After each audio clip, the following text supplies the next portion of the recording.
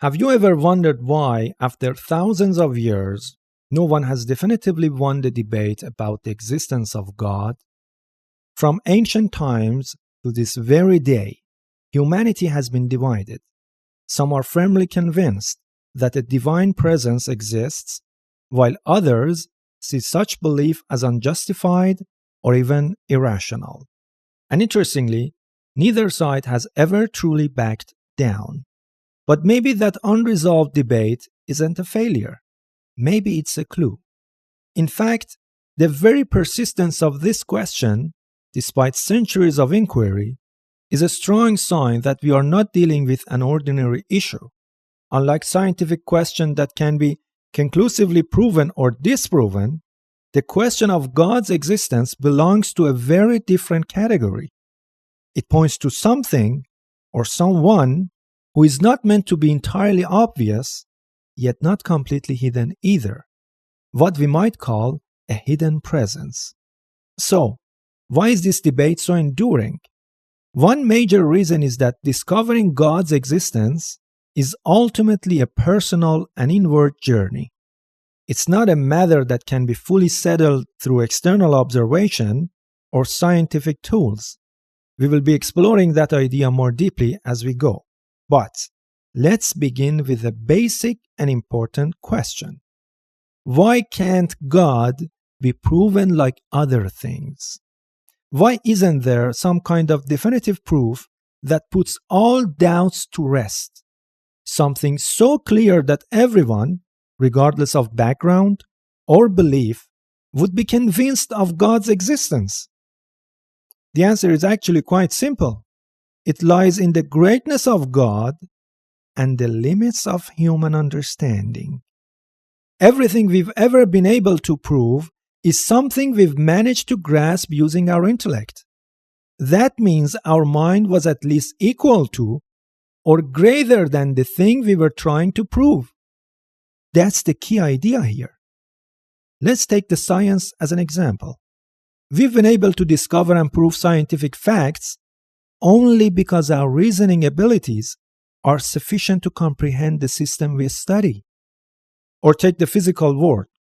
When we prove something by seeing it, we are doing so from outside of it.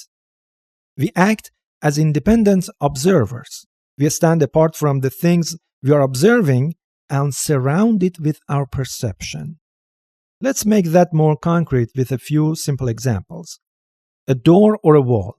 You can see it directly. That's enough to prove it exists. The earth. We don't see the whole globe when we are standing on it, but through technology, we can go to space and observe it from the outside. From that perspective, we can confirm it's a sphere. Bacteria. We can't see them with the naked eye, but by using a microscope, we step beyond our normal range of sight, becoming independent observers again. We can then verify their existence. But now consider the question of God. What's the first thing we say about God? That He is infinite, all-encompassing, and beyond everything. That nothing exists outside of Him. So, here's the dilemma. If nothing is outside of God, and He encompasses all things, how could we ever step outside to observe Him? How could we ever prove His existence using tools or intellect that are vastly limited in comparison to His infinity? The answer is we can't. Not because God is unknowable, but because our methods of proof are not designed for a being who is infinite and beyond all categories. That's why the absence of definitive scientific proof for God is not a weakness in the argument for His existence. In fact, if God could be proven using the same methods we use to study bacteria or galaxies, He would no longer be infinite.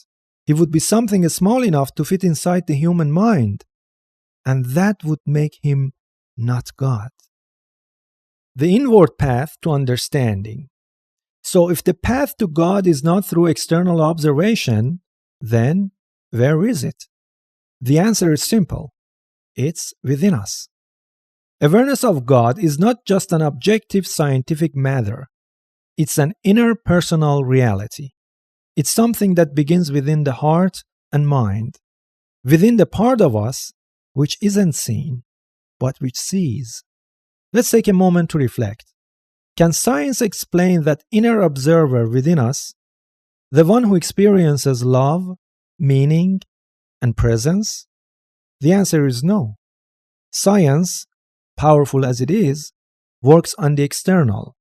It's born from reason, but it can't fully comprehend reason itself, especially that deep, intuitive intelligence we sometimes call the soul or inner awareness. Let's illustrate this with a powerful analogy. A mother's love, a deeper kind of knowing. Imagine someone says, I truly believe on a deep rational level that my mother loves me. Now ask yourself, can this belief be verified with scientific evidence? The answer is no. You can't put love under a microscope. Any act of affection might be doubted. Maybe she's pretending. Maybe she's acting out of duty. Or maybe it's cultural expectations. Yet, deep down, both the child and the mother know the love is real. It's a truth that is felt inwardly, not proven outwardly. And this knowing is no less valid than scientific observation. It's just of a different kind. Why the signs don't always convince? The purpose of that example is to remind us that not all truth can be measured with external tools, and God, without a doubt, sits at the top of that list. When we become inwardly aware of God's presence, the entire universe begins to shine with signs of Him. Everything, from nature to human consciousness, feels like a reflection of the divine. But those very same signs can seem vague or questionable to someone who is only looking from the outside. Why? Because they lack the inner lens that gives those signs meaning.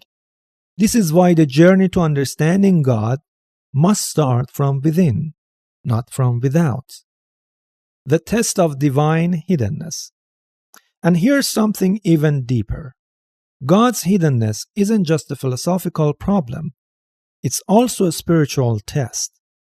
The fact that He doesn't force His presence on us is intentional. It gives us the freedom to seek Him or ignore Him. It allows belief to be a matter of the heart, not just the intellect. This is something we will explore in more depth in future episodes. But for now, here is the takeaway. Final thoughts. God is not meant to be proven in a way that removes all doubts for everyone. If He were, He would no longer be God. He would be an object, a phenomenon, something within creation rather than beyond it. The path to realizing God's existence is a deeply personal one, supported by countless signs in the world around us. But those signs only become truly meaningful after that inner connection is made. Without that inward awareness, even the clearest signs will go unnoticed. So, the real question is not, where is the proof of God? It is, am I willing to look for Him from within? The content you just listened to is part of the teachings of Sayyid Said Tagavi Zadeh in the field of theology and the pursuit of true happiness.